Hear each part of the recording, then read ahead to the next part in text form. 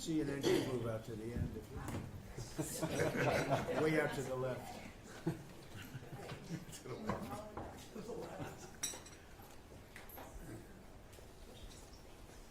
Are you able to get them all in the room? Are they in? Yes, sir. Are you okay?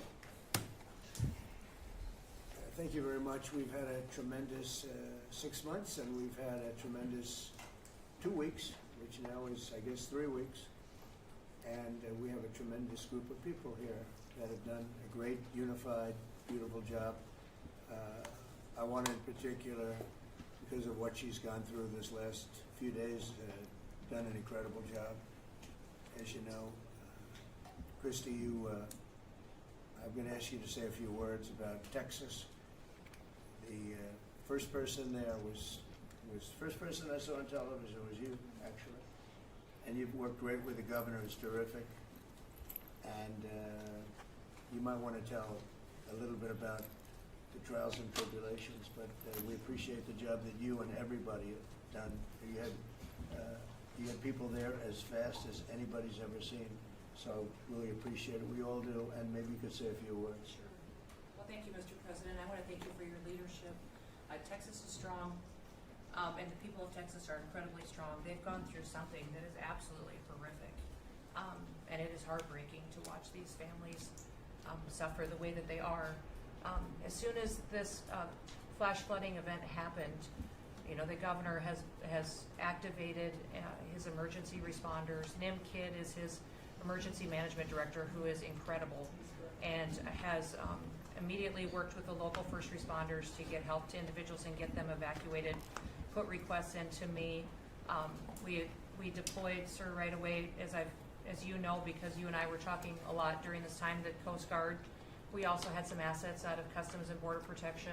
Our BORTAC teams went in and helped with rescues and clearing debris so that we could get roads open and people get the help that they need. I think when I got there the most, sir, that day, as soon as I arrived on site, was getting a briefing from all the emergency responders, was just how unified they were in focusing on the fact that we're there to save lives. They were there to rescue people, find people who were still alive, and to reunify them with their family members. We as a federal government don't manage these disasters. The state does. We come in and support them, and that's exactly what we did here in this situation. FEMA went to an enhanced level immediately, but as soon as you signed the major disaster declaration, we were able to get them resources and dollars right away, just like you envisioned, through state block grants to help them with cleanup. And we're still there in presence, and FEMA's been deployed, and we're cutting through the paperwork of the old FEMA, streamlining it much like your vision of how FEMA should operate, and it's been a much better response to help these families get through this terrible situation. We still are looking for people. We're still looking for a lot of little girls and other family members that were camping along that river, and they will continue until they find every single person, and we will continue to help them and assist in that. I was surprised when I got there at the camp that day, right after this happened, the parents that were there, the parents that were looking for their children and picking up their daughter's stuffed animals out of the mud and finding their daughter's shoe that might be laying in the cabin, and just hugging and comforting people matters a lot. I'm extremely grateful for God's hand in that whole situation, because hundreds and hundreds and hundreds of people were saved. And this is a time for all of us in this country to remember that we were created to serve each other. God created us to take care of each other. And that when we do that, we are happier, we are more fulfilled, and we can walk alongside people on their worst day and help them get through it and come out the other side, knowing that we can continue to live a life that God has purposed for us. So they're grateful for you. Several times the day after the flooding, you and Melania were on the phone with me, and I want to thank you for that. And that meant the world. I was able to tell many of those folks that I had been visiting with you, and that you had said, whatever they need, Christy, let's deploy it and get it down there and be helpful. And on Sunday, when the families were waiting at a church to identify their children's bodies.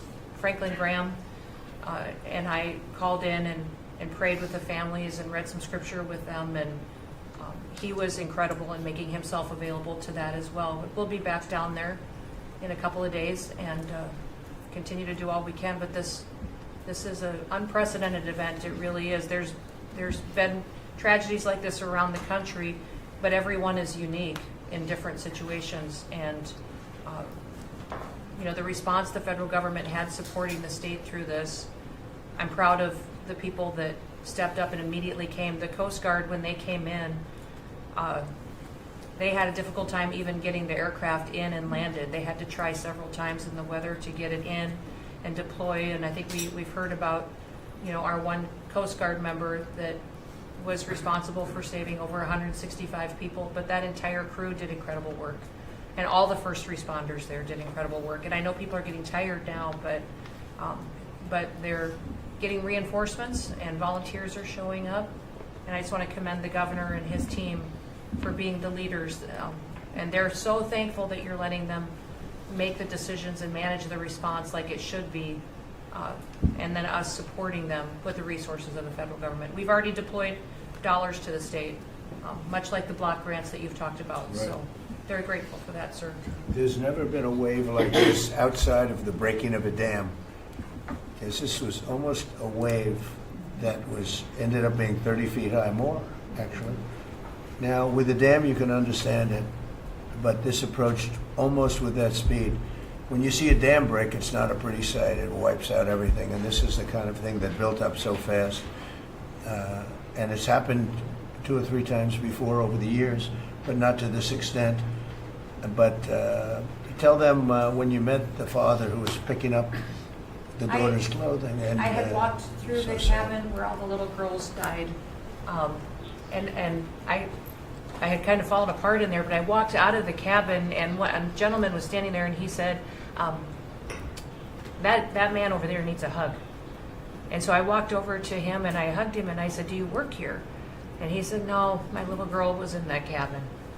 And he said, and I just found her best friend about an hour and a half ago. She had passed away. And he just fell apart. And so then we just hugged and talked for probably an hour about that. But then there was the grandpa was there looking for his granddaughter as well. There was a dad there of one of the counselors. The counselor was alive, but she was dealing with the fact that she had hung on to some of these girls and was trying to keep them out of the flood waters, and had gotten hit by something and had lost 2 of the girls and wasn't able to hang on to them, and was going to live the rest of her life thinking about that moment when she wasn't able to hang on to these girls. But these parents were picking up their kids' belongings out of the mud and throughout the camp and putting them in bags. And then one of the dads said, I knew 50 of these girls here. So I knew that was her dress and my daughter's friend's dress. So he was picking it up and putting it in a bag to return to her parents. And so it was and then the director was there comforting everybody who had lost his father the night before too. And he was still there trying to facilitate all of these parents grieving their children and find them. So the strength of people is incredible. One of the things that I asked there that day was that they all have escorts or counselors when parents come in.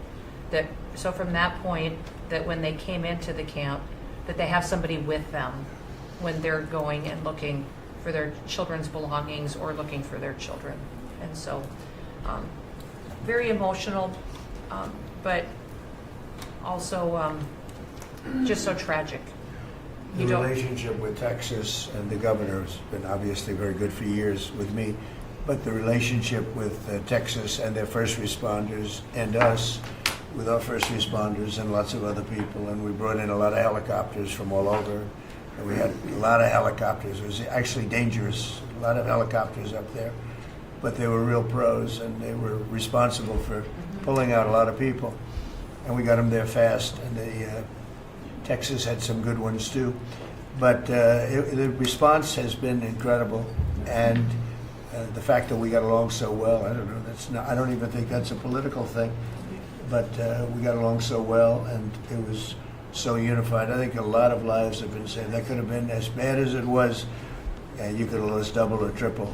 This thing was just really horrible. Well, congratulations on a great job, and appreciate it. I know you're going down. I'll be going down on Friday with First Lady, who will be taking a trip, and we don't want to get in anyone's way because that's what happens. The president goes and everyone's around focused on. I don't want anyone to focus on us, but it's possible they could have somebody saved still. There's a lot of areas. It's a big area, and it's probably unlikely at this point, but there could be.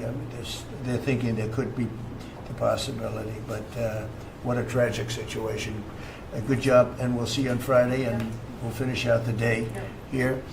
I think you've been reading a lot about. It's a terrible topic when you talk about financial after this, but we have a big country, and we've been doing very well.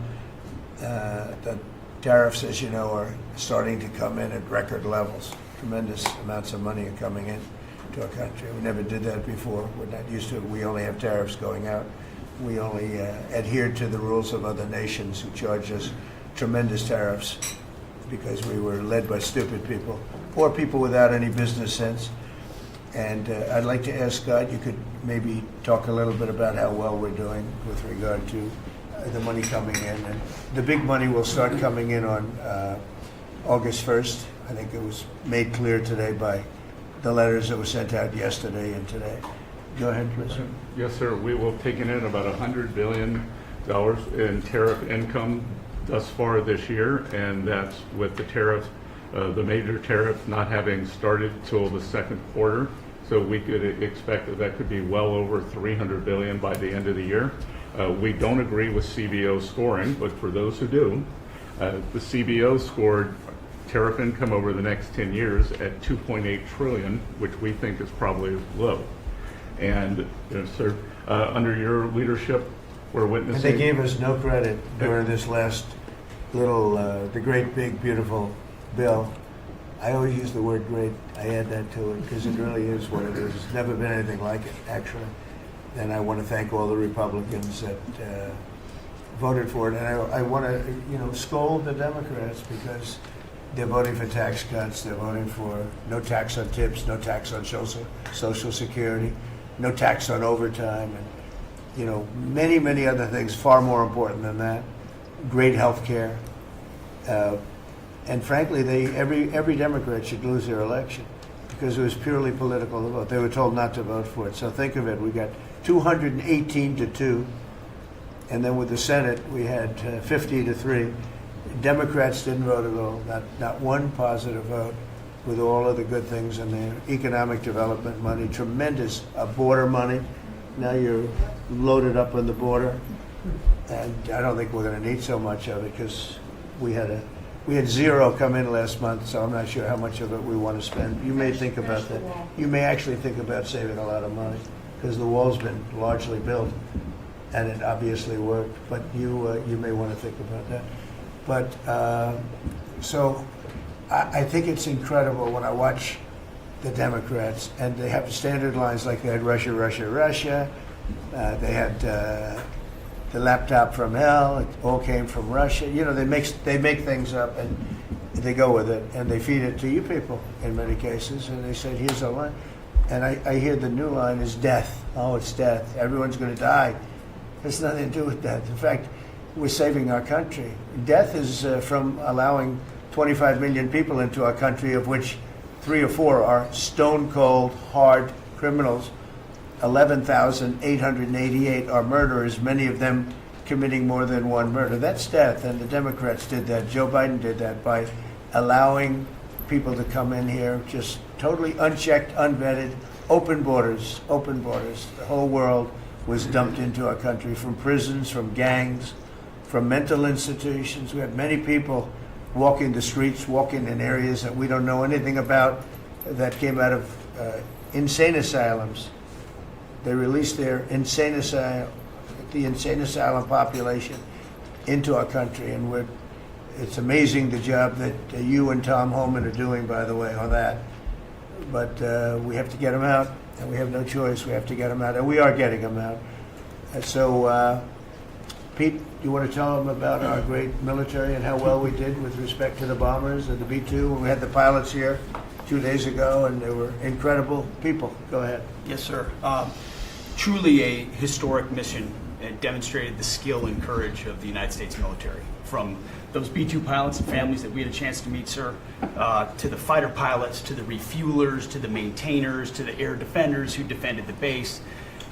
What was demonstrated on the world stage was American military might and capability. And it wasn't just Fordo and Esfahan and Natanz that took notice in Iran. It was the rest of the world, that we have a decisive commander-in-chief willing to use these capabilities, which are the best in the world. As the president pointed out, no one else could have done what America did there on that night, and everyone took notice of that.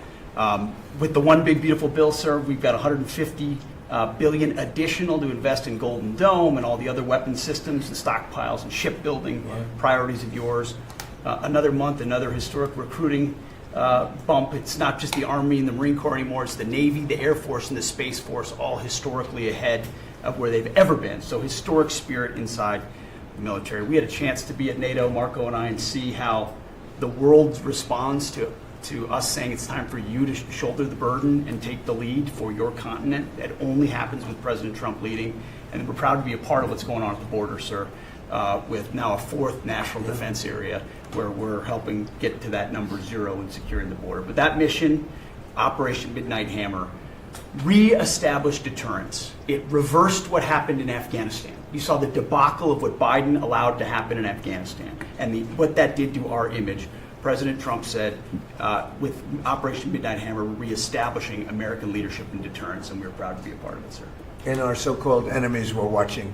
They watched every minute of it. They watched. There was very few people that weren't watching, actually, but they watched every minute. It was a perfect military performance, the likes of which we haven't seen in a long time. I mean, if you compare that to the same country, the hostages from years ago, Jimmy Carter, it was unfortunate for Jimmy Carter. He was a nice man, but with the helicopters going down, the sandstorms, the prisoners, they got captured, then the election and the prisoners and Reagan and all the problems. It was nothing but problems. And that was a failure. And ours was not only the pilots. I mean, those machines flew for 37 straight hours. They didn't stop. They went skedaddle. You know the word skedaddle? It means skedaddle. They dropped the bombs, and somebody said, skedaddle. Let's get the hell out of here. And every bomb hit its mark and hit it incredibly. And as you know, the Atomic Energy Commission said it's gone. That place is gone. We had a lot of fake reporting, mostly from CNN, where the scammer writer, a writer for CNN, who should be fired, by the way, she was involved with the 51 fake intelligence agents, if you remember that. She did that story, created a story out of it. She created a story out of the laptop from hell, saying it came from Russia, but it actually came from Hunter Biden's bedroom, or worse. Just a scammer, and she's still at CNN, which is pretty amazing. But we'll ask you a question about her. But they came up with this concept that maybe the attack wasn't that good. Maybe it, and I saw it happen right after the attack. I saw this person on CNN. I like to watch the enemy. You learn from the enemy. And I watch, because you have to know where they're coming from. And I watched her say, Anderson, you know, I'm hearing stories that maybe they didn't hit their target. Maybe it wasn't that good a hit. And they were hearing stories. The next day it was a little more, and the next day a little more. After 3-4 days, she was saying, you know, I don't know. I don't think it was that. Except by that time, everybody knew it was hit perfectly. The evidence is in the planes. The pilots are the best evidence. But they actually came out of their plane, because they were here the other day, and they said, it was so sad. We did such a good job. We flew into very dangerous airspace. I'll never forget, we were in the Situation Room, and they said they have entered Iranian airspace, and everyone took a deep breath, because they had more missiles pointed at them, but the equipment is so good, it's stealth, way up in the air, and it was stealth, and they went right through that, and they sort of, by the time they found out they were there, they were already gone. That was the word skedaddle, get the hell out of here. But they were right in the most dangerous airspace in the world, and they took those big, beautiful, very fast, they're unbelievable planes. I mean, they become really beautiful works of art. I always thought they sort of were cool, but now they look better than just cool, don't they, huh? But they dropped the loads, and literally they would hit, if you look at this table, from here to there, they had a half a refrigerator door is the way to best explain it. Take a refrigerator door, average size, cut it in half. That was their target. They hit every single one. Then we had 30 missiles, Tomahawk, shot from submarines 300 miles away. Every one of them hit their target. It was a perfect mission. Then they came back, almost 37 hours. Every plane worked perfectly. The mechanics were here too. I said, you got to get the mechanics here. We didn't have any problems. If you remember, they had a lot of problems with the helicopters, but they did fly through a dust storm, which they shouldn't have done. Sometimes you say, let's go back and try it on a nicer day. Dust and sand don't work well with helicopters if you know much about helicopters, but that was a horrible embarrassment to us. Then we had Afghanistan, which I think was the most embarrassing moment in the history of our country, and we would have gotten out. I was the one that got them down. I would have kept Bagram, the big air base, which right now is controlled by China, one among the most powerful runways in the world, thick with concrete and steel. Anything could land, and right now they were 1 hour away from where China makes its nuclear weapons. I was keeping it. Outside of that, we were leaving, and I would have been out faster than them, but we would have gotten out with strength and dignity. Instead, that was the most botched up mess I've ever seen. They left all that equipment behind, and every year they have a parade running down some third-rate street with the equipment. It's supposed to be Fifth Avenue. It doesn't work. But with all that equipment that they left, they should have taken every ounce of it. I was taking every ounce. I said every screw, every bolt, every nail you take out of there. And Millie said, I remember one time, sir, we're better off leaving the equipment. Why? Well, it's cheaper. I said, cheaper? You mean it's cheaper to leave a $150 million airplane rather than flying it into Pakistan or India or someplace, or just flying it straight home? It's cheap. Yes, sir. That's when I knew he was an idiot. Didn't take long to figure that one out. But they left all that equipment, but they left their dignity behind. It was the most embarrassing moment, in my opinion, in the history of our country. Not that we got out. We should have not been there. But that we got out the way we got out, with great embarrassment and death. You had 13 young people. I've gotten to know their families very well. But you had hundreds of people killed that nobody talks about. You had the other side. Many people were killed. Many people are walking around with no legs, no arms from that whole thing. They left from the wrong airport. They should have left from Bagram, because Bagram was a big base with hundreds of miles of fencing and territory around it. Nobody would be able to get near it.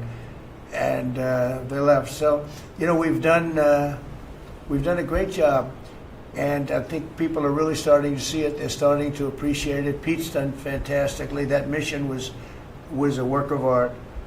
And I have spoken to some of our perceived, I don't know if they're enemies, but they're perceived as being potential enemies.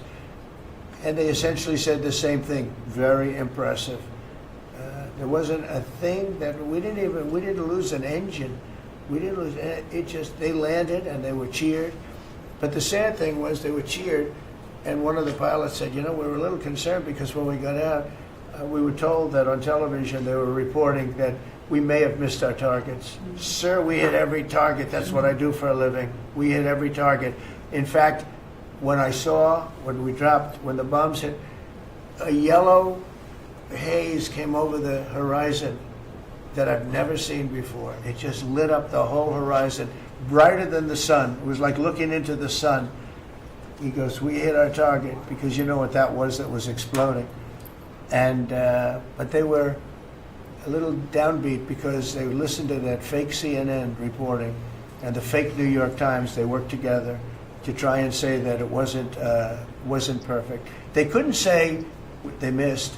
All they could say is, maybe it wasn't perfect. And you ought to fire that reporter immediately. You should fire her. Real fake. And so I just want to congratulate those pilots. And, a lot of people don't like bringing things like that up. I do. I always like confronting, because otherwise the public doesn't know that you're a bunch of crooked people.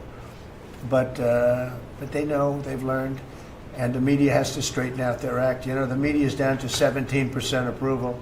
You got to do a little better than that. It's important for the country that you do better. I think they ought to make a lot of changes. I think changes are going to be made to the media, but it's hard to have a really successful country if you have a corrupt media, and we really have a corrupt media. And nobody really knows why. I mean, why would you want to have open borders and criminals pouring into our country? Why would you want to have men playing in women's sports, transgender for everyone? You know, you'll have to figure that out. But some of you don't. I mean, I'm looking at some people, they love the country, but I look at other people and they can't. But we're really proud of our military. It was, and the people that maybe don't like us or want to play games with us, because I think that had you not had the situation in Afghanistan, I don't think Putin would have gone in. I think when Putin looked at how stupid and incompetent that operation was, he said, wow, this might be a chance. And we're dealing with him now too. We're not happy with Putin. I'm not happy with Putin. I can tell you that much right now, because he's killing a lot of people. And a lot of them are his soldiers and their soldiers, mostly. And it's now up to 7,000 a week. And I'm not happy with Putin. Okay, any questions? Yes. Yes, sir. You just said you're not happy with Vladimir Putin. Is there anything that you plan to do to act on that feeling of Well, I unhappiness? wouldn't be telling you. Don't we want to have a little surprise? You know, one of the things we did with the attack is that, and you asked that question, I didn't mean to be rude, but I'm going to rude because I'm looking at some of these crooked people up here, so I'm rude, but your question was asked very nicely. But one of the things we did is we went over every fact. We wanted to get every fact straight. We wanted to have the distance straight, the number of pilots straight. Everything had to be correct, because we want to be, this was a very important mission.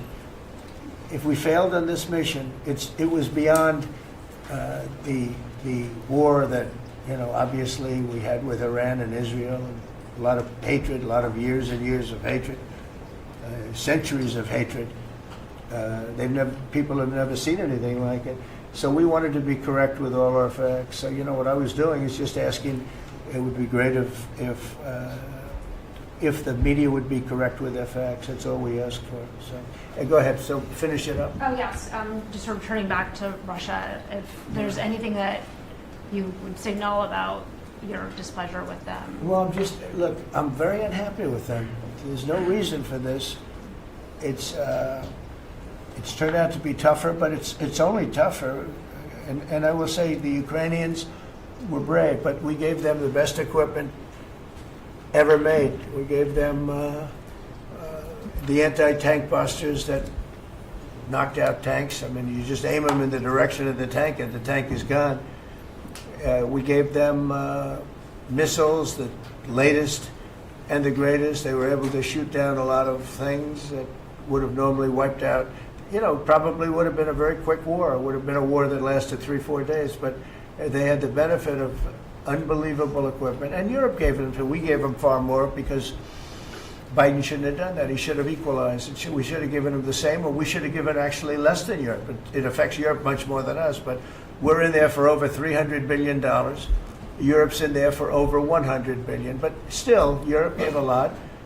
And I will say this, the Ukrainians, whether you think it's unfair that we gave all that money or not, they were very brave, because somebody had to operate that stuff. And a lot of people I know wouldn't be operating it. They wouldn't have the courage to do it. So they fought very bravely. But we gave them the best equipment in the world. We make the best military equipment by far. There's nobody close. You look at other equipment from other countries, it's not even close. That's why everybody wants to buy our equipment. And that's why we're going to step up these contractors now that make it. And they're brilliant, but they make it too slowly.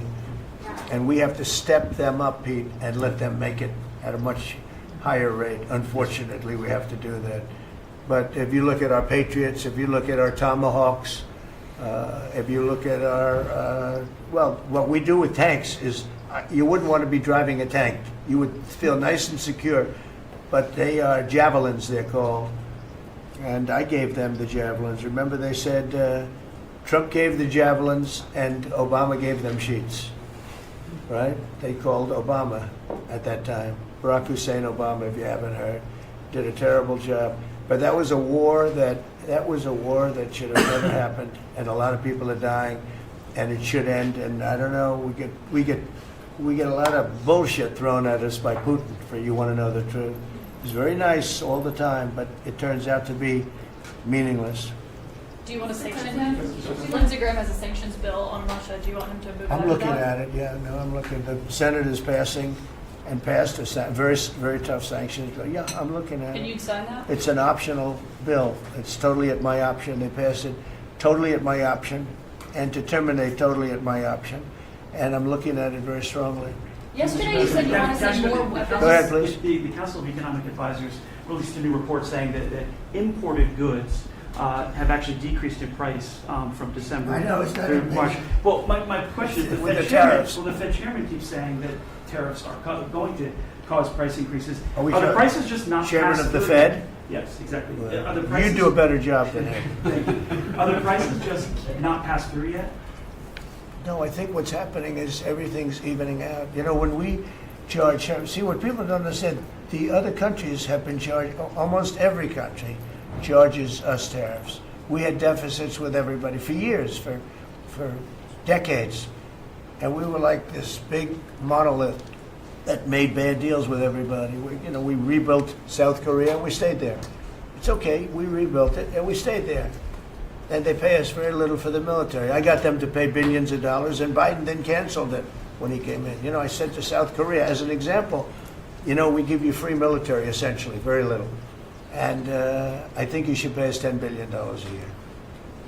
And they went crazy. But they agreed to 3. So I got 3 with a phone call. And I was satisfied. I said, but next year we have to talk. And then we had a rigged election, and we never got to talk. And you know what Biden did? They probably went to him and they said, listen, Trump treated us terribly, and we shouldn't be paying anything, and he cut it down to nothing. So that's what happens. It's ridiculous. That's the other thing. We're talking to countries about contributing to the military, not only just paying more in NATO, but contributing. We have 45,000 soldiers in South Korea. We have 45,000 soldiers in Germany, 52,000 actually. And that's a huge economic development for them. That's tremendous amount. That's like having a city. It's tremendous money for them, and it's a tremendous loss for us. So we're talking, in a very nice way, we're talking to them about it. It's very unfair. We supply the militaries to many very successful countries. I mean, South Korea is making a lot of money, and they're very good. They're very good, but, they should be paying for their own military. President Trump, can I ask you a question about Jerome Powell as well, and then a question to the Attorney question General? about what? Jerome Powell, and then I have a question for the Attorney General. Jerome Powell, who you've been pressuring to lower interest rates, he's facing accusations of lying to Congress, which is a potential crime about the Well, then he opulent. should resign immediately. We should get somebody in there that's going to lower interest rates. Do you want congressional Why don't you Republicans to call look for into his that? resignation? Do you want congressional Republicans to investigate and It's pursue okay and with punish? me. I think he's terrible. I think, look, we're paying, I call him Too Late. T-O-O, Too Late, like Too Tall Jones for the Dallas Cowboys, right? Too late. He's always late. But he wasn't late with Biden before the election. He was cutting him like crazy. It didn't help too much, did it? But he was cutting him like crazy before the election with Kamala and Biden. He was trying to get them in, I guess. I don't know. He was recommended by somebody that worked for me. I like you better. If I could ask the Attorney General a question too, President. Sure. Your memo and release yesterday on Jeffrey Epstein, it left some lingering mysteries. One of the biggest ones is whether he ever worked for a American or foreign intelligence agency. The former labor secretary, who was Miami U.S. Attorney Alex Acosta, he allegedly said that he did work for an intelligence agency. So could you resolve whether or not he did? And also, could you say why there was a minute missing from the jailhouse tape on the native staff? Yeah, sure. If Hey, I Pam, could, could I just interrupt for Sure. 1 second? Are you still talking about Jeffrey Epstein? This guy's been talked about for years. You're asking, we have Texas, we have this, we have all of the things. And are people still talking about this guy, this creep? That is unbelievable. Do you want to waste the time, and do you feel like answering? I don't mind answering. I mean, I can't believe you're asking a question on Epstein at a time like this, where we're having some of the greatest success and also tragedy with what happened in Texas. It just seems like a desecration, but you go ahead. Sure. First, to back up on that, in February, I did an interview on Fox, and it's been getting a lot of attention because I said, I was asked a question about the client list, and my response was, it's sitting on my desk to be reviewed, meaning the file along with the JFK, MLK files as well. That's what I meant by that. Also, to the tens of thousands of video, they turned out to be child porn downloaded by that disgusting Jeffrey Epstein. Child porn is what they were. Never going to be released, never going to see the light of day.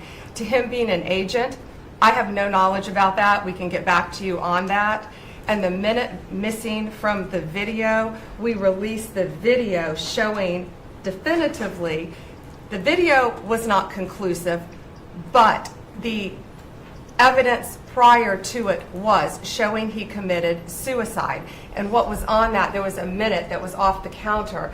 And what we learned from Bureau of Prisons was every night, they redo that video. It's old, from like 1999. So every night the video is reset, and every night should have the same minute missing. So we're looking for that video to release that as well, showing that a minute is missing every night. And that's it on Epstein. Mr. President, on the tariffs again, on August 1st, you've said it is the deadline. What incentives do countries have to negotiate? It seems that deadline keeps moving. It was April 2nd, now it's... We didn't move, no. It's always been August 1st, that's when we're paying. A statement was put out today, and I put it out just to make it clear. It wasn't a change, it was August 1st. We don't change very much. You know, every time we put out a statement, they say he made a change. I didn't make a change. Clarification, maybe. No, August 1st they pay. And everybody pays. Everybody has to pay. And the incentive is that they have the right to deal in the United States. If they don't want to, they don't have to pay, and they don't have to deal here. But if they want to buy and make a lot of money and sell in the United States, they have to do that. You know, if you go back and look at some of the good presidents, our country was the wealthiest, proportionately the wealthiest, from 1870 to 1913. It was an all-tariff country. We didn't have income tax. That came in in 1913. We had tariffs. And we had so much money we didn't know what to do with it. We had, we had a couple of presidents that were very, very strong. McKinley, I guess more than anybody, but he was the tariff king, but he was very, very strong. It's sort of sad. He made a fortune for this country, became very rich, and then Teddy Roosevelt went out and vice president, and he spent the money. And they said Roosevelt was a great president. And let's say he was a great president, but the money was paid by McKinley with tariffs. Tariffs are charged by other countries at levels that are ridiculous. And you know, I call those other countries, and every one of them is willing to give us everything now, by the way, just so you know. Sir, we'll charge you no tariffs, nothing. We'll give you everything. We'll give you access to our markets. We'll give you everything. Is that a correct statement, Scott? Yes, sir. Howard, would you say that's a correct statement? Exactly correct. It's like they just don't, because they're very spoiled, because for years they ripped us off and we didn't have a president that understood it, or Secretary of Treasury or Secretary of a lot of different secretaries are involved, but certainly Commerce Secretary was, you know, not doing their job. I don't know about Kelly, she's small business. We'll keep it that way, okay?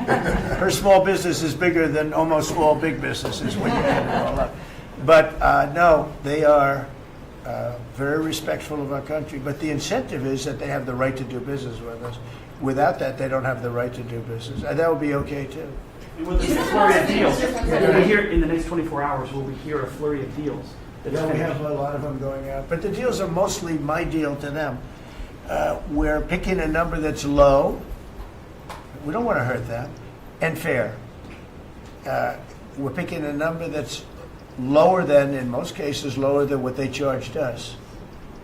But it's amazing when you've paid all this money for years and they get one president that's a little bit different and a little tougher on this subject, and they're willing to drop everything they've been charging us for years and years. I mean, we have countries going, we will have you don't have to pay any tariff to come in and do business. They're giving us total access to their countries. They gave us no access to the country.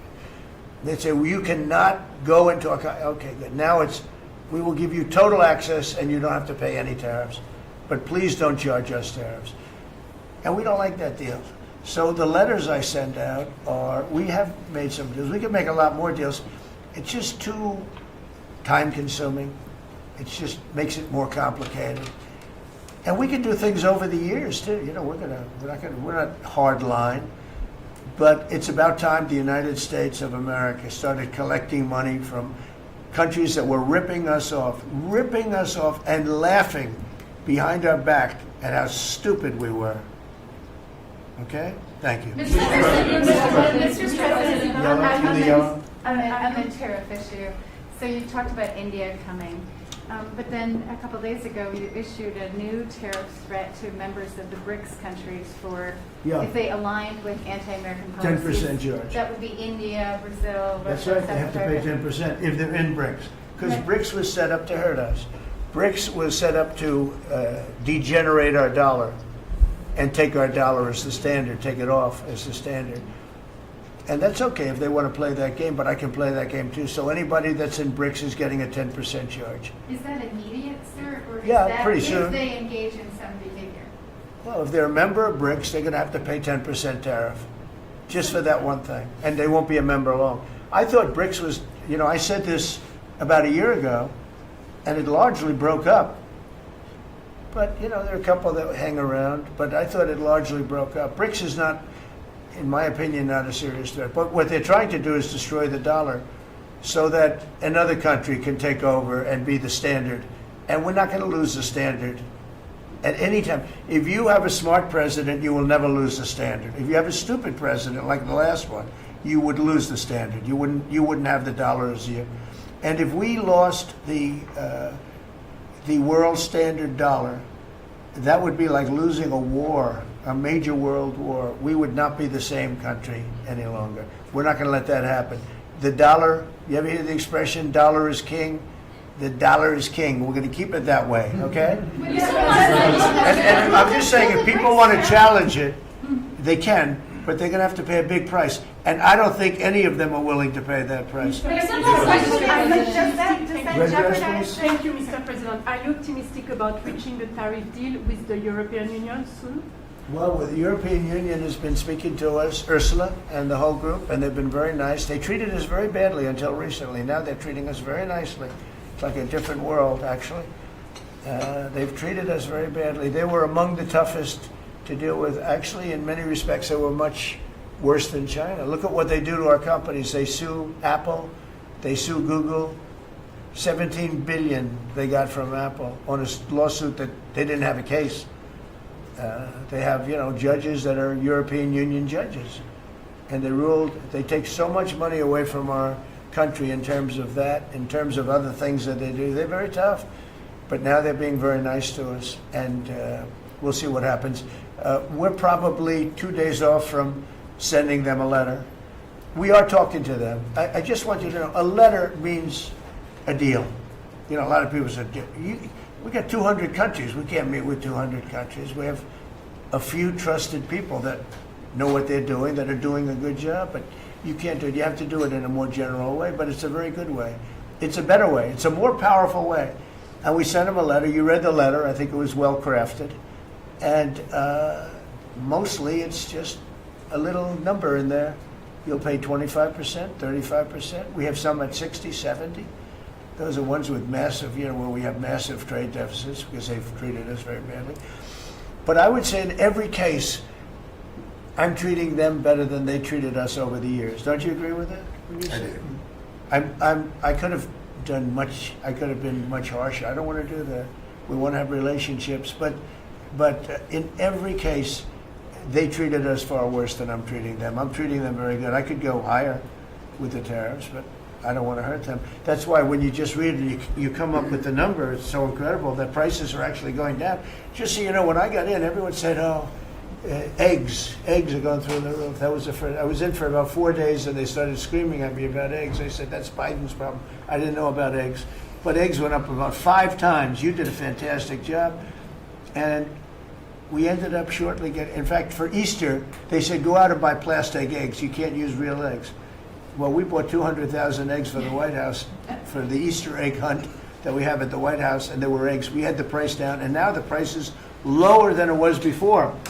We did a good job with eggs, but we did a good job with groceries. Our prices are down in this country. A big part of it's oil. The oil, you had a couple of places last week, you had $1.99 for oil, for gasoline. Nobody thought they'd see that. I want to get it lower if I can, but we've done a good job. You've done a very good job. Do you want to say a couple of words about that, you and Chris, about what's happening with energy? Well, absolutely, but I would say on the pricing side, President Trump, the fact that you've endorsed and supported a policy of energy dominance, that sends a signal to the market that we're going to have more supply. You talked during the campaign about inflation being a country buster. You've broken the back of inflation in 6 months, among all the other things you've accomplished. We have no inflation. And we've got, and then heading into the 4th of July, these were the lowest gas prices at the pump in 4 years. And again, for Americans, this is like hundreds of billions of dollars that stay in their pockets because we lower the price of gas at the pump. And when we lower the price of energy, it lowers the price of food. It lowers the price of the clothes you wear. It's the biggest thing. It's the biggest thing. It's like a big tax cut. When you get energy down, every 50 cents is like a massive tax cut, and we've gotten it down much below that. You know, we had great energy, great low prices, everything else. When the election turned over, I'm trying to be nice about it. It turned over, shockingly, but nevertheless it happened. Energy started going up, and it went up really bad, and then he went back to the Trump policy. The problem was they didn't know how to do that, and he lost it. He lost that sucker. That big sucker was out of control, and his energy prices went way up, and that's what caused it. But it was also stupid spending. They spent money like, they used to use the term drunken sailors, but I won't use that term. Although it is very descriptive, I won't use that term. I refuse to use it.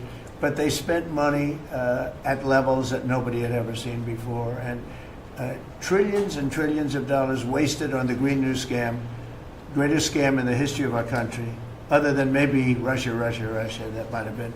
But the Green New Scam was the single greatest scam in the history of our country, and continues to be, but it's weakened badly. It's hobbling along because people are they're finally getting it. But they spent trillions of dollars on the Green New Scam, getting nothing for it. Devised by a couple of young people that weren't even good college students, you know? Not even good students. Check out their marks. Can you clear something up, Mr. President, on what you said last night? Not for CNN. You said you The were last, Not for the CNN. last- Go ahead. the You last said you jobs send report, more in the last arms to jobs report, Ukraine. Mr. President, in the last jobs report, the manufacturing jobs actually lost 7,000 jobs.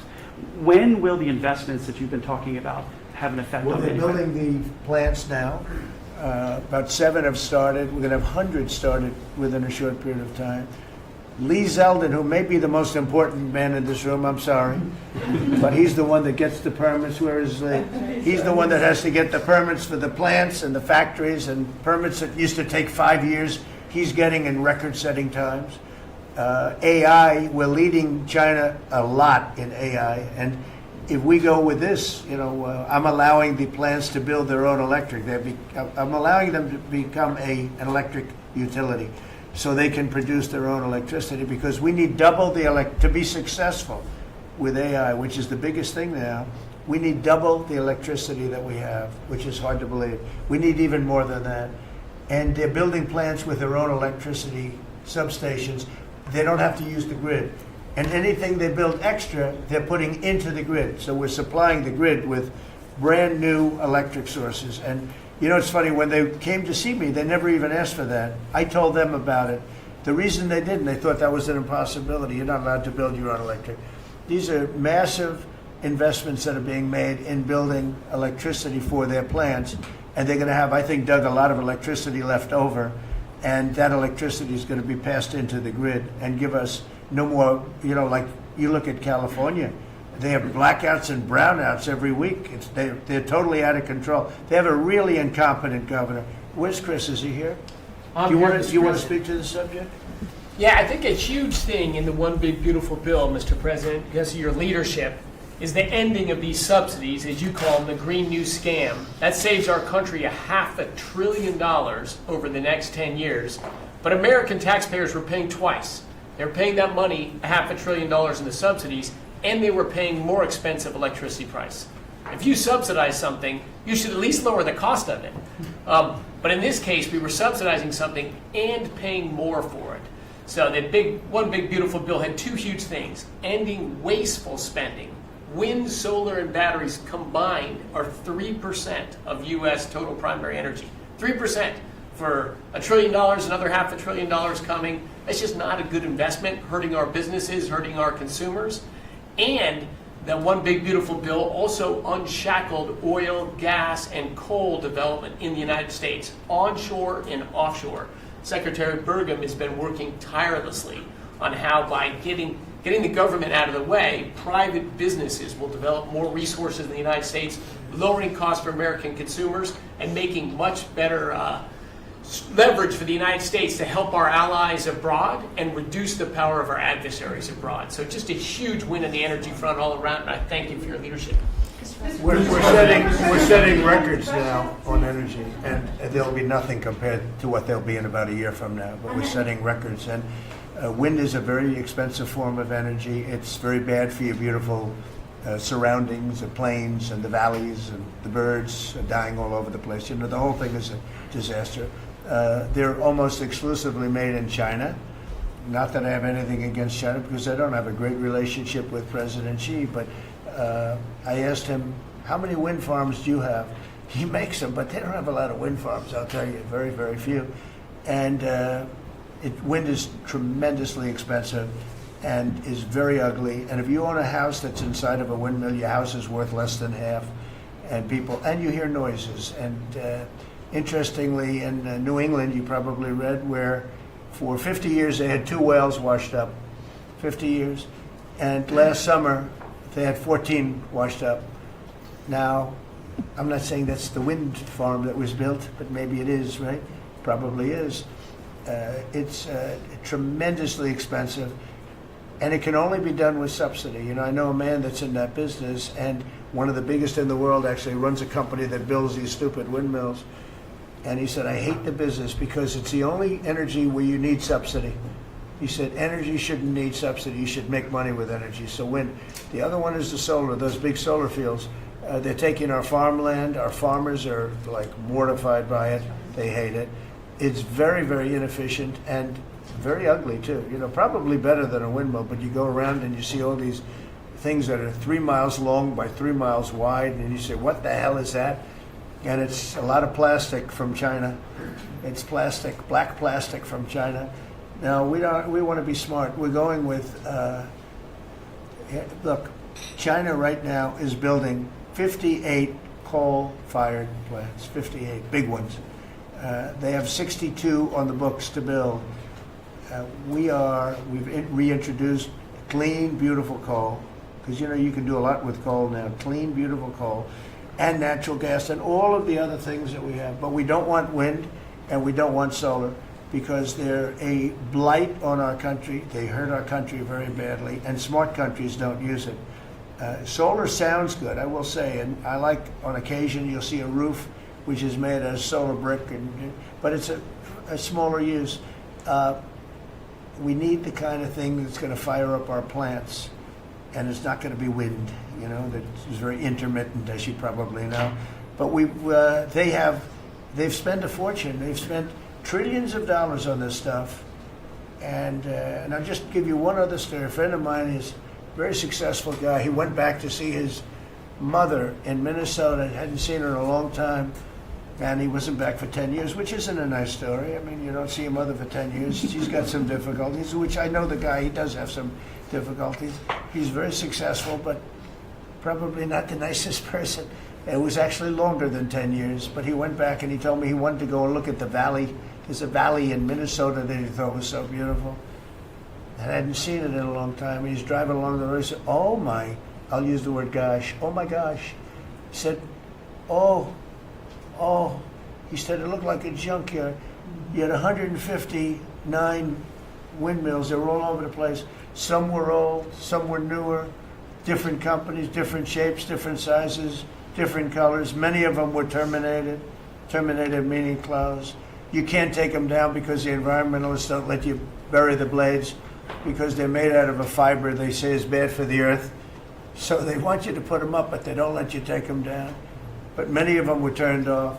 He said it looked like a junkyard. Go to Palm Springs, California, and take a look at that pile of junk. You go into a wealthy neighborhood. Before you get there, you have to ride through hundreds of windmills that are, most of them are turned off. They're rotting, they're rusting, they're 30 years old, 20 years old. And they have a very short life. You know, those windmills have a very short life, especially the ones that are in the nice salty Atlantic Ocean and Pacific Ocean where the salt just gets under that steel and decimates it. Now, it's a horrible, horrible thing for our country. And I speak out. It would be nice to say wind, because it sounds so good, doesn't it, Doug? Wind, wind. But it's not.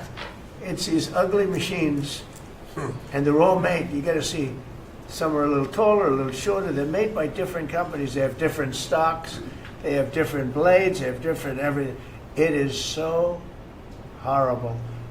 And if you look at smart countries, they don't use it. Smart countries don't use it. And we're now a smart country. We're a brilliant country.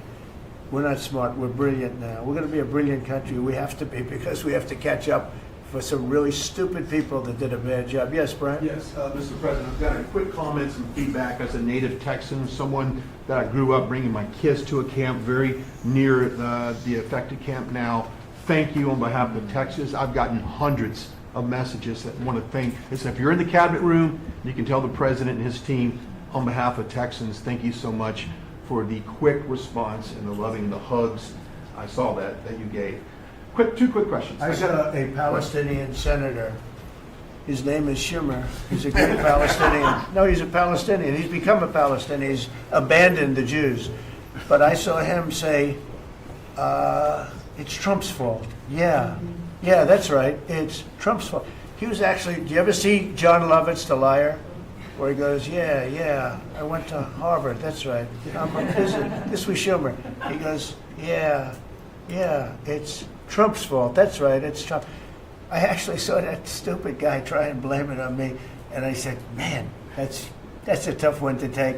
But his career is limited because I hear AOC is going to beat him, and she's no bargain either, by the way. Go ahead. Well, I'm just saying that's an example of an America First team effort to get this country back. So that's what America First looks like for the viewers watching us at home. My two questions. Looks like we have a rogue judge, an Obama-backed rogue judge that is attempting to block the funding to Planned Parenthood, which the big, beautiful bill cuts off the funding to Planned Parenthood. Any plans to challenge that? Okay. Absolutely. Yes, we're on it. We're on it. And I texted, I believe, I talked to yesterday Secretary Lutnick and Secretary Besson. I reached out to you to let you know that we were on it in the big, beautiful bill. Wonderful. And then my I let her handle that question. You notice? I said, go ahead, handle that question. I'll toss it to her. Then my second question was Secretary Rollins. You did an amazing press conference today in front of the Department of Agriculture. You talked about the Farm Act and the need to get China out of our country, owning farmland. For the viewers at home that might have missed that, can you recap what that means to national security to make sure we can grow our own food? Well, thank you, Brian, sir, if you don't mind. Yes, this morning Secretary Hegseth, Secretary Noem, and Attorney General Bondi and I had a press conference at the USDA. I just happened to have a chart in case it came up, but obviously the Chinese owning of farmland in our country is a massive national security issue. And for the media, you can see the yellow is where all of the farms have been purchased over the last number of years. And the red is around all of the military bases where that farmland has been purchased. So this is a massive national security issue. The press conference this morning included 3 of our greatest governors as well, Sarah Sanders from Arkansas, Jim Pillen from Nebraska, and Bill Lee from Tennessee.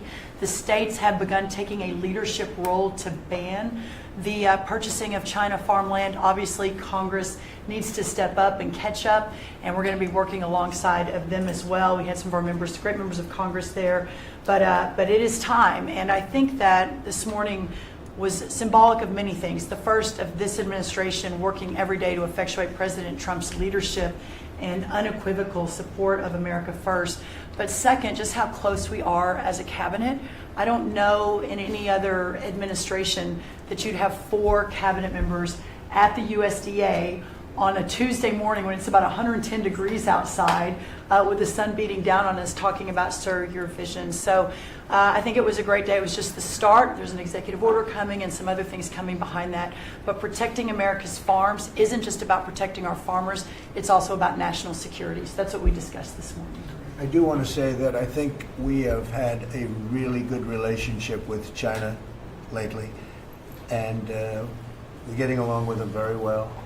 They've been very fair on our trade deal, honestly, and I hope we're going to have a great relationship. It's a big, strong, powerful country. We're more powerful than they are. We have much better military equipment than they do, but we are getting along with them very well. I'm getting along with President Xi very well. We speak often. And with all of that being said, and I understand what you're saying, but I think we're getting along with China very well.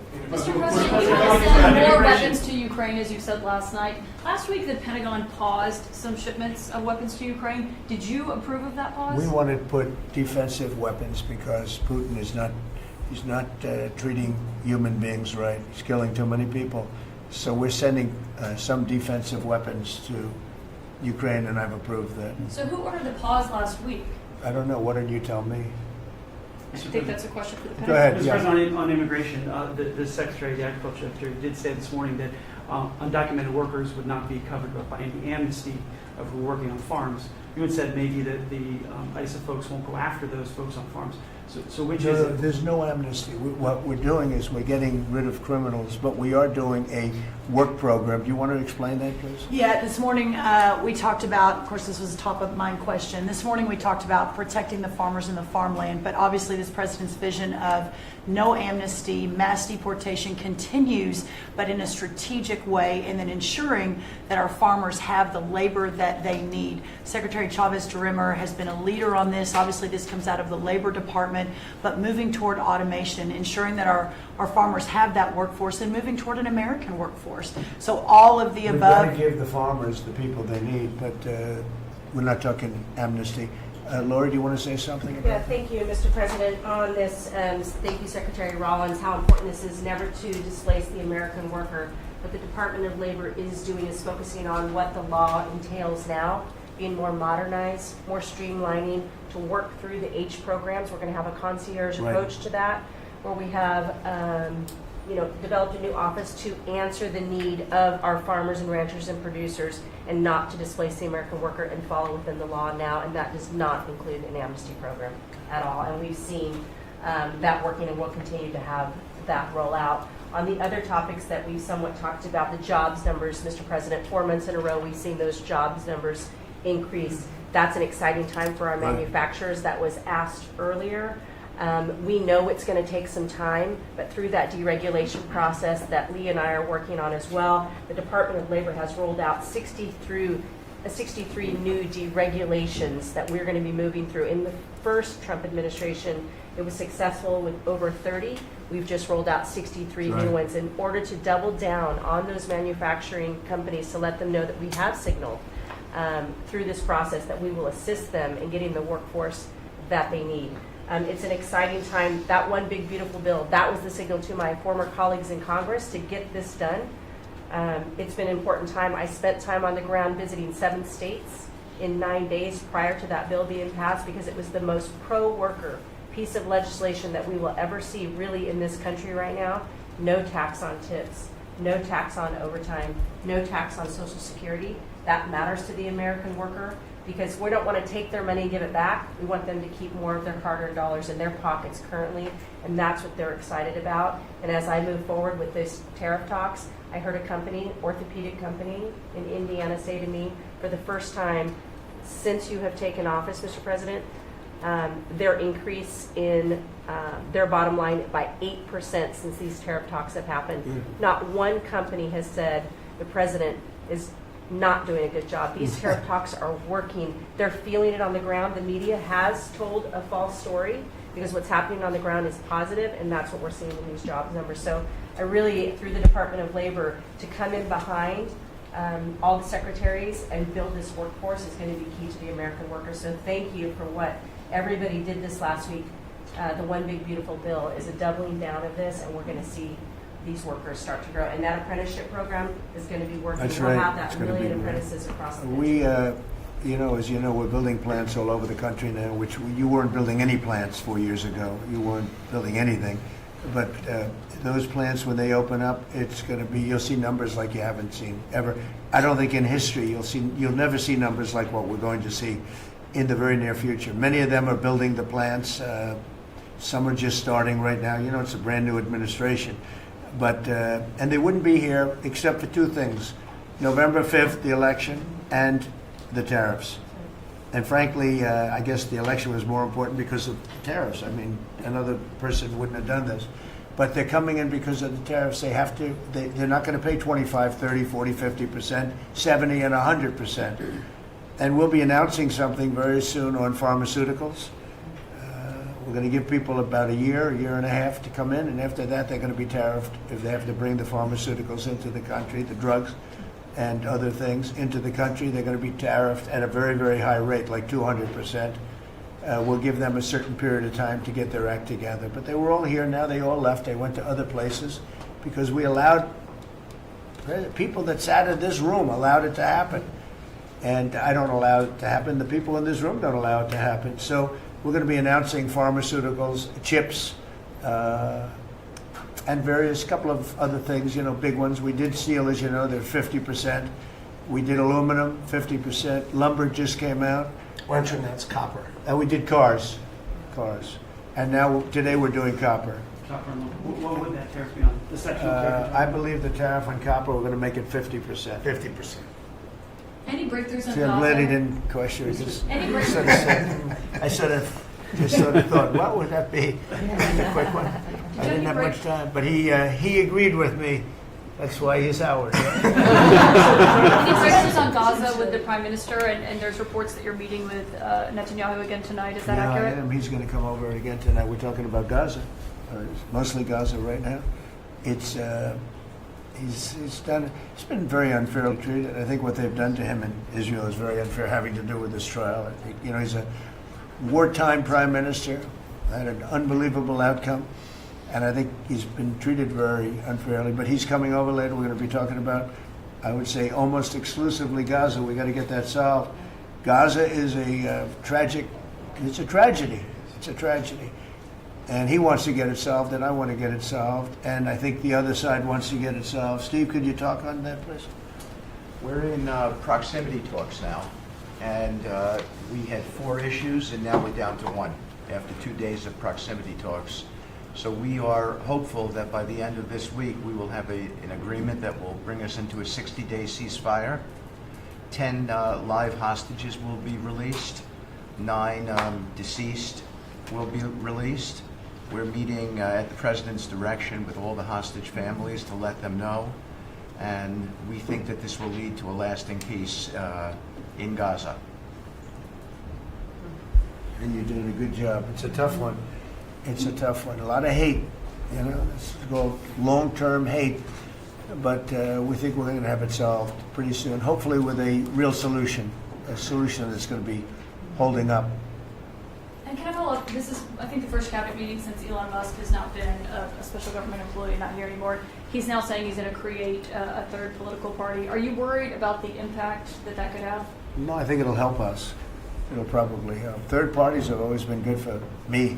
I don't know about Republicans, but for me. Are you second guessing any of the cuts that Doge made? Since you described it as off the rails. Look, we cut hundreds of billions of dollars with Doge. We could have done it differently. I would have done it differently a little bit, maybe, but it was something that we saved a lot of money. You can always second guess. I guess some of the people in this room maybe would have done it slightly differently, and some would have done it exactly the way it was done. But it was dramatic, and it was important, and we found a lot of things like billions of dollars given to people for environmental protection, where they had $100 in the account, like in Atlanta, Stacy, and then you had another one with 20 billion here, and 20 billion here, and 2 billion here, and 15 billion, and Lee, you might want to mention just a couple of those things. We really got because of DOGE. At the Trump EPA, the one big beautiful bill was filled with many big beautiful wins for the taxpayer. It delivered a sledgehammer to the Green New scam. Billions of dollars rescinded. So it's a big deal for the American taxpayer who sees money go through pass-throughs that are filled with self-dealing and conflicts of interest. They see unqualified recipients. They see reduced agency oversight, and they want accountability with their tax dollars, and they got it. So in the example of the Stacey Abrams connected NGO, they received $100 in 2023. They got $2 billion in 2024. They had to complete training on how to develop a budget that was put into their grant agreement. They, out of nowhere, started paying a CEO $800,000, a COO $450,000, 22 people making over 150 grand. Out of nowhere, this is tax dollars. So money go through pass-throughs, through other pass-throughs, through other pass-throughs, and we lose oversight over it. And you see that it's going to former Biden officials, it's going to former Obama officials, it's going to Democratic donors. And we're not here saying we want to take money from a left-wing NGO and give it to a right-wing NGO. We want to give it back to the taxpayer. This is about us being good stewards of American tax dollars without any apology or regret. That's why President Trump was elected last November. Because there are a whole lot of people who maybe they hadn't voted Republican in a long time. Maybe they didn't even vote for President Trump the first time around in 2016, but they're regretting that vote from 2016 and they were making it right in 2024. So the One Big Beautiful Bill gave us the tools to rescind billions of dollars more. We're seeing hundreds of thousands of dollars that'll get wasted per electric vehicle as an example of this money that was going through it. They gave $50 million to a group called Climate Justice Alliance. They say that climate justice runs through a free Palestine. The Biden EPA gave $50 million to a group that says that climate justice runs through a free Palestine. We say that if you're going to spend $1 in the name of remediating an environmental issue, then spend $1 on remediating an environmental issue. We say that we can protect the environment and grow the economy. We want to help grow more baseload power in this country. So why is it that it took this long for this team to get assembled, to be able to fix the mess that we inherited?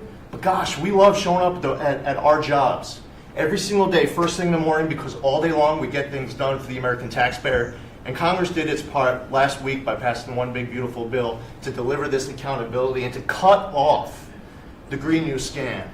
So maybe it's a bad day for Stacey Abrams. Maybe it's a bad day for all those well-connected Democrats getting paid off. But you know what? God bless America. Because at the end of the day, President Trump is here, J.D. Vance is here, and the greatest cabinet ever assembled to deliver that much-needed and highly demanded accountability. Mr. President, That was a very good answer.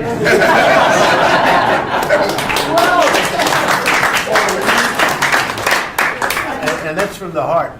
That's from the heart. On Ukraine, the Ukrainians have asked the International Court to go after Russia for using toxic chemicals in the fight. Germany and Germany and the Netherlands have had intelligence saying that. What does U.S. intelligence believe, and what do you believe about the use of chemical weapons? And would you agree that that's a case for the court? Well, ask John maybe to discuss it if you'd like, John. Well, Mr. President, obviously chemical weapons, if it's documented and its use, it's illegal. It's against all international laws of armed conflict and treaties. And obviously I can't share in this room with this audience the intelligence that I can share with you privately, but obviously you're not going to stand or allow for any violations of international law by anyone. That's right. Thank you. Could I ask Sean to Department of Transportation, Sean Duffy, former great congressman, very popular, decided to go out and make a couple of bucks. He made a lot.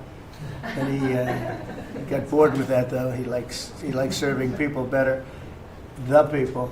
And could I ask you to just discuss a very important subject to me, and that's the modernization of our equipment at airports so that planes aren't crashing into each other and bad things don't happen. It should have been done many years ago. We were going to do it, and then the election precluded that, unfortunately. But we're doing it now. Could you tell them where we are? Yeah, if I can start with Newark. You guys all covered what happened in Newark. We had outages for a couple of 30-second outages a couple months ago. We have, in 2 months, Mr. President, it's historic speed, laid new fiber lines for communication and tested those in the next month. So those new lines for the Philly Tracon that controls the Newark airspace, they're up and running. Lightning fast speed. June was the most on-time June ever in the history of Newark for air travel. So that's going incredibly well. By the way, we shouldn't have dealt with this because Joe Biden and Pete Buttigieg had moved the center from New York to Philadelphia. They didn't test the lines. They didn't do the work, which is what brought us all these problems. But in the big beautiful bill, we got $12.5 billion. This is a historic investment in air traffic control. And so what the money is going to allow us to do is move from copper to fiber all over the country. So new copper lines. We think we can do that in 1.5 to 2 years. We have radar that dates back to the 1950s, some of it from the 60s and 70s. We get brand new radar across the country as well. We have some infrastructure money to build TRACONs and centers, the en route centers that control the traffic across the country. So this is a massive new start to rebuild air traffic control. And again, this is dilapidated. Americans think that their government takes care of them and makes the investments that are necessary to make the country work. And for 30, 40 years, the investments weren't made. And so under your leadership and direction, we are making those investments. And per your direction, right now we are interviewing what we could call a general contractor or an integrator. One company to manage. It's a massive project. The FAA is not qualified to manage this kind of a project. So we are now going through the process of finding who that one company will be to manage the whole project. We'll interview those companies together and make that selection. So we'll write one big beautiful check to one beautiful company that'll be responsible for this whole build. But if I just make one last point, this is not enough money. We're going to need more. But this is a massive new start. The biggest investment. We'll need some more money on top of it, but a great start from the big beautiful. It's a starter. It was very important to us. And just to cover that, there have been accidents, and my pilots, I would often hear them say, "Oh, good," and they would use a different system, a different country to land in New York. They'd use the radar and other things from a different country. I said, "What's that?" He said, "Oh, our system is so bad." And I knew that. We were all set to start.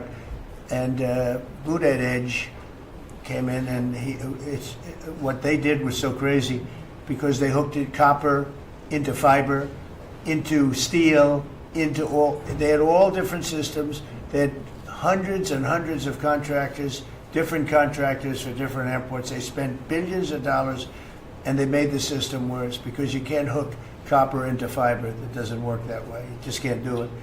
It's not doable, but they tried to do it. It didn't work out too well. And in the end, it was just a complete disaster. We want to have one great company. Now, Raytheon's going to bid, IBM's going to bid. We have 5 or 6 bidders that really are good and do this stuff. And we want one, I tell, because I know about overruns. I look at the railroad out in California, headed up by one of the worst governors in our country, who I used to get along with actually, but he's just, when you lose 25,000 houses and you would have had your cities burned down. If we didn't step in, Los Angeles would have been burned to the ground. But you look at that, and I said, I really know how to build, and you got to have one guy, one contractor, one great one, whether it's IBM or Raytheon is good, but you have 4 or 5 that are really, really great, and they're all bidding against each other. But you don't want to have one doing the wire and one doing the digging and one doing the demolition and then they're all saying they all blame each other because they're saying they were late and therefore you have to pay me millions of dollars more money. I know the system so well, and we're going to have a great company do the whole thing. We're going to get a fantastic price. Maybe we'll get them. They're very big and very strong, and maybe we'll get them to make a contribution toward getting it done at the right price. But we're going to have a great system. When we finish, we will have the best system on earth, done by one of the 2 or 3 best companies. There are only a few companies can do this. This is not. But if you would have seen what this other group did, they were going crazy. They had, I heard 3,000 contractors And then when it all came together, guess what? It didn't work. It's a disaster. So we're going to have in a pretty short period of time, so it'll take us about 2 years to build it, and we'll have a contract given out probably over the next couple of months. We have some great bidders, some great companies that want to do the job. You're going to have great air traffic control. Just to make one last point on this. So the last administration signed a contract with an American company to fix the copper to fiber, and that contract was a 15-year contract. The system is failing today, but that's how idiotic and incompetent the last administration was. And under your leadership, we're saying, listen, we don't have time. We don't have 15 years. We don't have 5 years. We have to do it right now. And so the president always talks about on time and on budget. We have embraced that. We are going to be on time and on budget. And by the way, you mentioned a train out in California.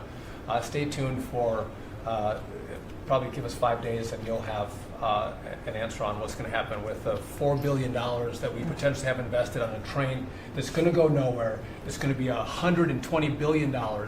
They'll never connect San Francisco to LA. Again, the last administration wasted so much money on projects that never work. If you're going to have high-speed rail, you're going to invest billions, we should actually have high-speed rail in America, not boondoggles that fund political friends and allies and family They had members. from San Francisco, inside of San Francisco to inside of Los Angeles. Should have never been built because airplanes do it better. And you could drive it. You could drive it. No problem with driving it. The roads aren't even crowded. So they were going to do this. Somebody's idea. Somebody got paid off a lot of money and they started it. It was going to cost a very small amount of money. And it ended up costing literally hundreds of times what the original. And now what they did is they said, well, going into the city is too big a deal. So we'll leave it 25 miles short of the city. So now they're leaving it. They're not going to finish it, really. It's not the same project. So now they're leaving it outside of San Francisco and outside, short of each. They just want to get it done. And I've never seen cost overruns. You know, if you have a cost overrun of 10%, you should be ashamed of yourself. 20%, you should not do any more jobs. This is a cost overrun of 2,000%, something like that. It's unlimited, and it's not finished. And maybe it will never get finished.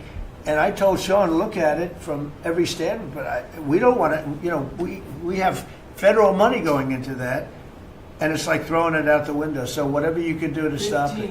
$15 billion and not one track has been laid. $15 billion and we're 16 years into the project, not one track. Mr. President, on New York, you're the most prominent Republican in the country from the city. What do you want to... Anywhere else? Well, I don't want to be a wise guy. Perhaps I could. Maybe Marco. But how do you want Republican voters in the city to vote in the upcoming mayoral election? Should they vote for Eric Adams? Should they vote for Sliwa? Should they pick someone else? Look, number one, you have a communist running, and you shouldn't vote for him. He's a disaster. He's leading. He's got the Democrat nomination because that shows you where the Democrats have gone. He actually wants to take over the grocery stores of John Catsimatidis, who's a great guy, a rich guy, grocer, does a good job, wants to take over. He actually called me the other day. He's concerned his stores are going to be taken from him, and they won't be run like John runs them. Believe me, he runs a good operation. But he actually said he wants to run his own grocery stores. No, this is a man who's not very capable, in my opinion, other than he's got a good line of bullshit, and he's convinced them to go with him. Now, as you know, Cuomo, who does have capability, is running, but he got knocked out, and now they're running as you have Eric Adams, the current mayor, you have Cuomo, and you have Curtis Sliwa. And Curtis runs every 4 years. He seems to be a fixture on the running scale. But you know, it's I'm not getting involved. But I can tell you this: I used to say we will not ever be a socialist country, right? Well, I'll say it again: we're not going to have. If a communist gets elected to run New York, it can never be the same. But we have tremendous power at the White House to run places when we have to. We could run D.C. I mean, we're we're looking at D.C. We don't want crime in D.C. We want the city to run well. Susie Wiles is working very closely with the mayor, and they're doing all right. I mean, in the sense that we would run it so good, it would be run so proper, we'd get the best person to run it. The crime would be down to a minimal, would be much less. And, you know, we're thinking about doing it, to be honest with you. We want a capital that's run flawlessly, and it wouldn't be hard for us to do it. And we've had a good relationship with the mayor, and we're testing it to see if it works. But New York City will run properly. We're going to bring New York back. I love New York. You know, I loved New York for a long time. Then we had a bunch of crooked people in there. You have an attorney general who's a total stone cold crook, New York State, Letitia James, a total crook. All they do is want to go after political opponents. They do what's ever expeditious for them. She's the one that took out Cuomo because she wanted to run for governor, and then she ended up getting 1% of the vote. She polled at 1%. She dropped out, went back to attorney general. You have a lot of crooked things going on in New York. We're going to straighten out New York. Maybe we're going to have to straighten it out from Washington. But when I see a communist who has actually gotten a Democrat, pretty much gotten the Democrat nomination, they also went to that new form of voting, which is a beauty. You go in there in third place, you come out in first. That's that form of voting that they have gone to. You know what I'm talking about. It's not too good. We're going to do something for New York. I can't tell you what yet, but we're going to make New York great again also. We're going to make it great again with the country. What we've done in this country in the last 6 months, nobody has ever seen it. And I told the story. The King of Saudi Arabia was over there. They gave us $5.1 trillion between Saudi Arabia and UAE, Qatar. 3 stops, $5.1 trillion coming into our country as an investment, biggest investment ever made. And it's all going to good stuff. I mean, all real, big, good stuff. Energy projects, big, big things. But they all 3 told me essentially the same thing. We thought your country was dead, and now you've got the hottest country in the world. We're right now riding the hottest country. We all, and you can all be proud of it. We're in the hottest country. This is the hottest country in the world. There's nobody close. Made hotter by some great pilots and great machines that nobody else has. Those great, big, beautiful machines, they rode those machines right into the toughest territory, and nobody knew what the hell happened. And then they hit their targets perfectly, and it was complete and total obliteration. And that's why that war ended, Steve. They told me that's why the war ended. The war ended when they saw that, it was over. And we're very proud of it. But we have the hottest country in the world right now, from a country that was close to dead. And if I didn't win, if you would have had the other person win, we all know who she is, whether it was she or Biden. They're the same. He may have been more competent than her, and that's hard to believe, right? But if you had that ideology in, I don't believe you would have had a country anymore. I think you would have had a country that was broken up. But we had a dead country. Now we have the hottest country in the world, and everybody knows it, and everybody said it. Mr. Vice President, do you have anything to say? Well, thank you, Mr. President. I just want to say that I'm very proud of the whole team. I think everybody has worked together. You see Pete and Marco and Steve working on some of the diplomacy, Christy and Pam working on the border. We just have a really, really solid team, and we've done a lot of good work. And in particular, I want to congratulate the White House staff led by the President on getting the One Big Beautiful Bill passed. I was personally skeptical, sir. I never told you this, but I was skeptical we'd be able to get that thing done by July 4th. We did it because we worked together and we worked very well. So it's an honor to be a part of it, but I'm really proud of you guys for doing a great job. The beautiful thing about it, it had something for everyone. That's right. Most people said it had to be broken into 7 bills. It's so big. The problem was that some of those 7 have nothing for anyone, but they had to be done for the country. You know, sometimes you have to do things for the country that aren't necessarily popular. We had a couple of them, and that wouldn't have worked. So the One Big Beautiful Bill, many people said it could never be approved. Too big, too everything. Is too much. But it had something very big and very important for everyone, and it's great for the country. And remember, the Democrats have come up with a false narrative, you know, just whatever. It's just a line that they send to everybody and that they print. I think in the case of this, it's death, death. Everyone's going to die. I heard that. Everyone's going to do just the opposite. Everyone's going to live. What we're doing is saving our country and making it much bigger, better, and stronger than it ever was. I'd like to ask, Marco's been doing such a great job. Do you have anything to say? Well, it's just going through a list here, Mr. President, and I think the Vice President's pointed out to the great team you have, but and all these achievements that have happened domestically. But you think about it, under your leadership, we prevented and ended a war between India and Pakistan. NATO's now at 5% for the first time ever, the highest numbers ever. A peace deal between the Democratic Republic of Congo and Rwanda. A 12-day war that ended with an American operation that we're the only country in the world that could have done. Hopefully, pretty soon, a peace deal between Azerbaijan and Armenia. The entire Middle East and the infrastructure of it has the potential now to change because of Syria and Lebanon, and it hasn't even been 6 months.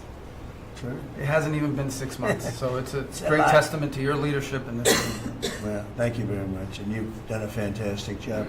Could I just ask Linda, she's involved in so much, she's so talented and so good, and she's working on a couple of little things like Harvard, who was given $5.5 billion over a short period of time. We caught him on that one, it's crazy, but you're working on so much, you want to bring education back to the States. How are you doing?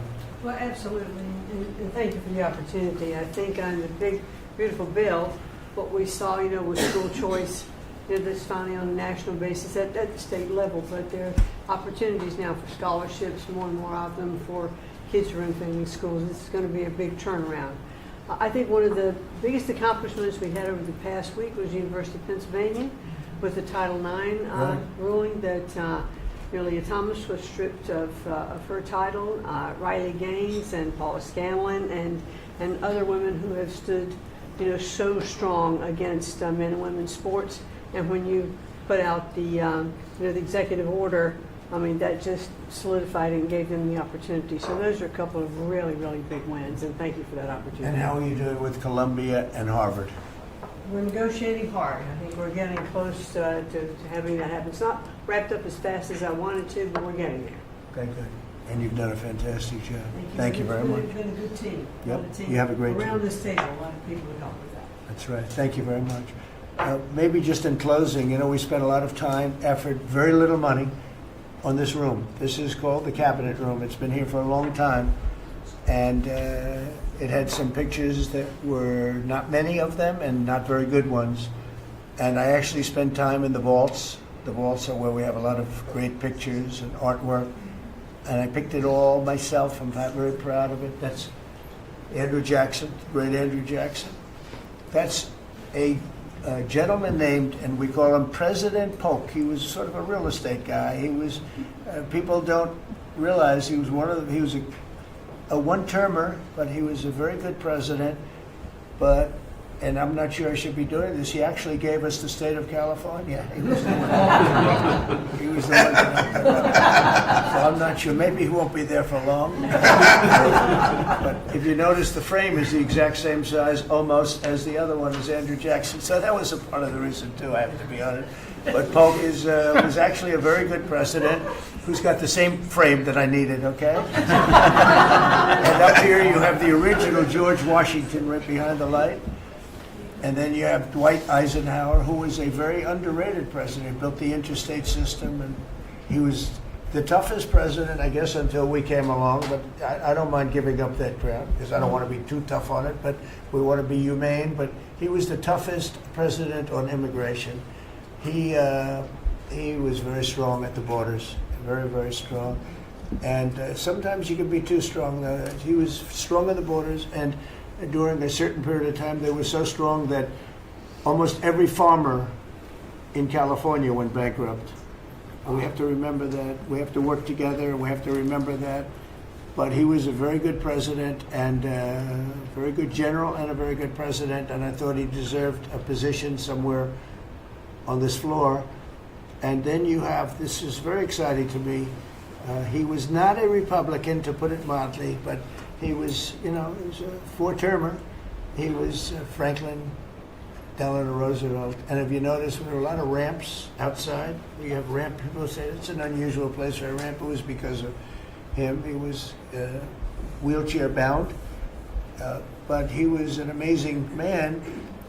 It's an amazing portrait, and we used to have him in the room, a different portrait, and it was a terrible portrait. It was almost like it was done by a child. And I used to say, I can't believe that he would have approved of that portrait of himself. And I was in the vaults and looking at things. I said, what's that? And we have some great curators here. We have 6 curators at the White House. They have 2 for paintings, they have them for furniture, they have them for different things.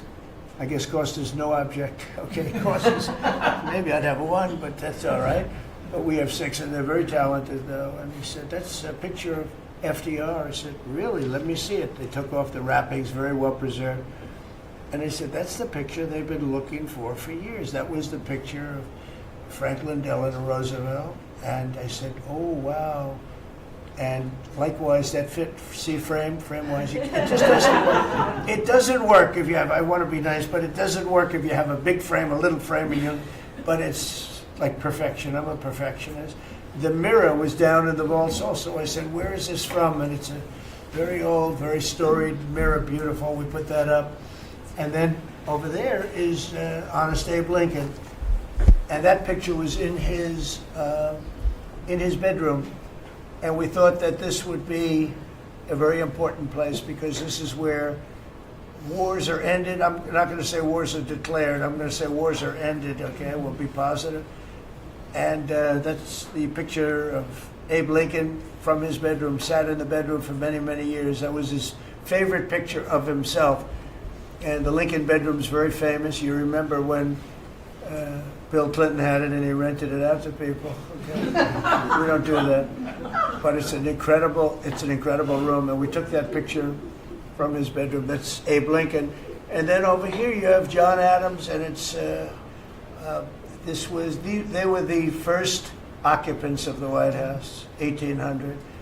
And John Quincy Adams, Mrs. Adams, they were the first occupants. So we have them looking at each other, and in between their stare is Abraham Lincoln trying to make peace. And that picture was in a room that I have that was not important, like the cabinet. I gave it up. I said, I have to give it up because that's one of the greatest pictures of the White House. The White House is tremendous art. And the Oval Office, when we're there, we'll go over that. That's really been something. Then we got the drapes, so we got the whole thing. We got new drapes. We got new, wasn't a big expense, very, very small.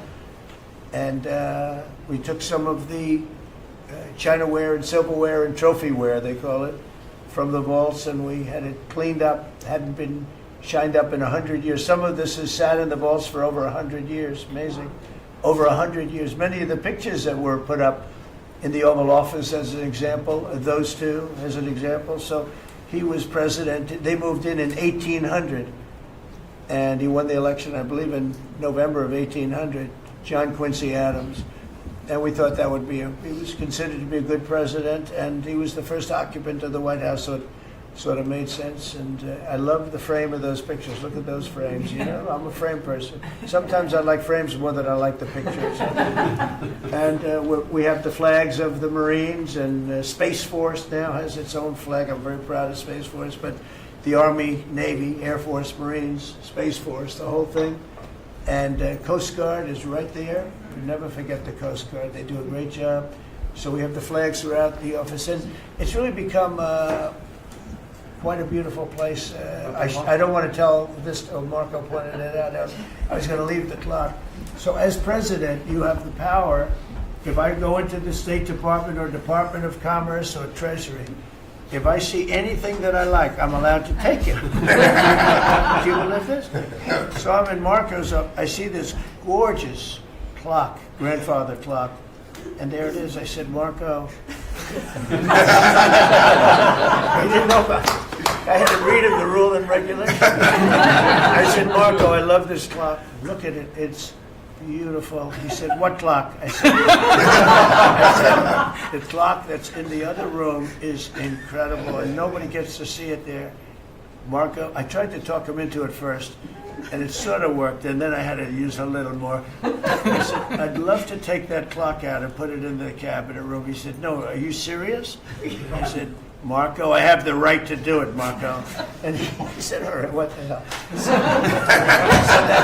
that's his contribution to the cabinet room. But it's, by the way, it's an incredible clock, and you know it's an important room. So you may see it again. Maybe we'll move it back someday. Anyway, so that's pretty much it. But it really is great.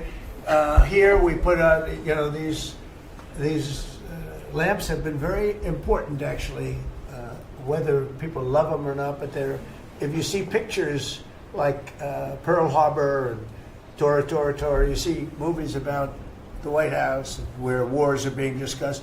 Oftentimes they'll show those lamps or something like those lamps, something that looks like them, probably not the reals, because I don't think they were allowed to. This is a very important room. This is a sacred room. And I don't think they made movies from here. You never know what they do. But they were missing medallions. See the medallions on top? They had a chain going into the ceiling. And I said, you can't do that. You have to have a medallion. They said, what's a medallion? I said, I'll show you. And we got some beautiful medallions. And you see them. They were put up there. It makes the lamps look better. So we did these changes. And, you know, when you think of it, the cost was almost nothing. We also painted the room a nice color, beige color. And it's been really something. The only question is, will I gold leaf the corners? You could maybe tell me my cabinet could take a vote. You see the top line moldings, and the only question is, do you gold leaf it? Because you can't paint it. If you paint it, it won't look good because they've never found a paint that looks like gold. You see that in the Oval Office. They've tried for years and years. Somebody could become very wealthy, but they've never found a paint that looks like gold. So painting it is easy, but it won't look right. And the question is whether or not we should gold leaf it. Linda, do you have an opinion? I gold leaf it. You like it the way? No, I gold leaf it. You'd gold leaf it? Yeah. Who would gold leaf it? Could I raise you? How about, would you gold leaf it? I was going to ask about McKinley, one of your favorite presidents. Well, McKinley was a great president who never got credit. In fact, they changed the name of Mount McKinley, and I changed it back because he should have been. The people of Ohio he was the governor of Ohio. The people of Ohio were very happy when I did that. I heard they were very insulted. They took the name of Mount McKinley off. That was done by Obama a little while ago, and I had to change it back. I changed it back. He actually was a great president. He was a president.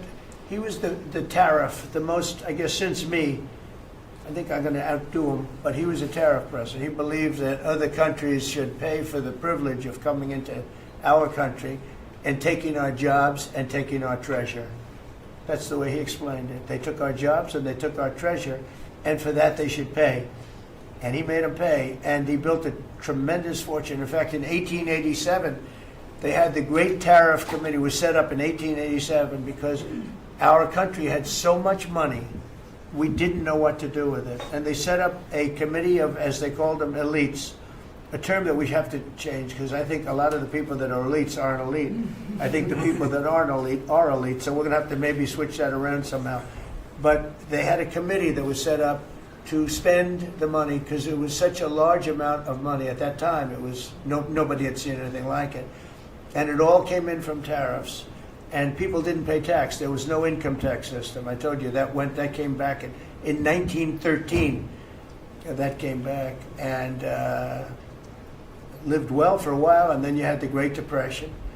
And then later they tried to bring back tariffs, but the whole thing was, this was after the Depression. That was one of the great misconceptions. Is people like to say, "Oh, but it was during the." No, the country had a Great Depression, and then after the Depression, long after it started, they brought back tariffs to see if they could save it, but it took them really 25 years.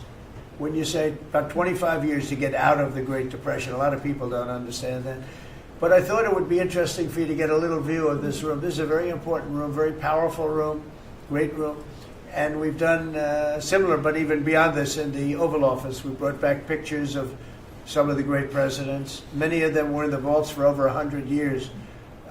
Originals all, beautiful, beautiful things. And rather than sitting in a vault downstairs for 128 years, I thought we should display that, and we did that, I think, in a really good way. We've gotten very high marks.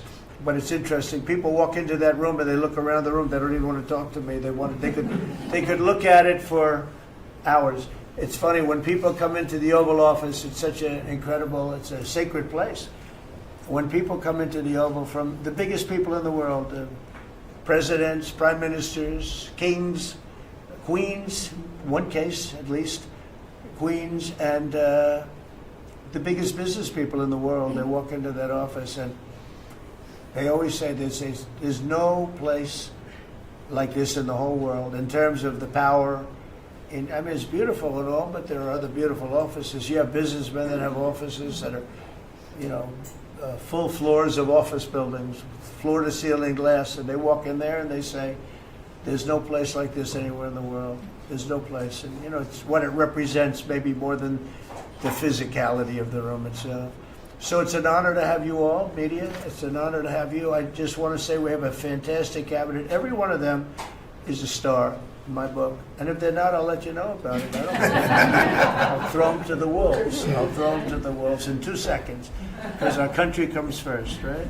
But I just want to thank you all for being here. It's been a lot of fun. Thank you very much, everybody. Thank you. Thank you, press. Thank you, press. Thank you, press. I'll tell you some other time. Thank you. Thank you guys for moving. Yeah, I will. Are we talking about next week or next week? I'm going to go. I'll be going to the game. Yeah. I'm going to deliver it. They have it in my office. You're right. You're giving it up?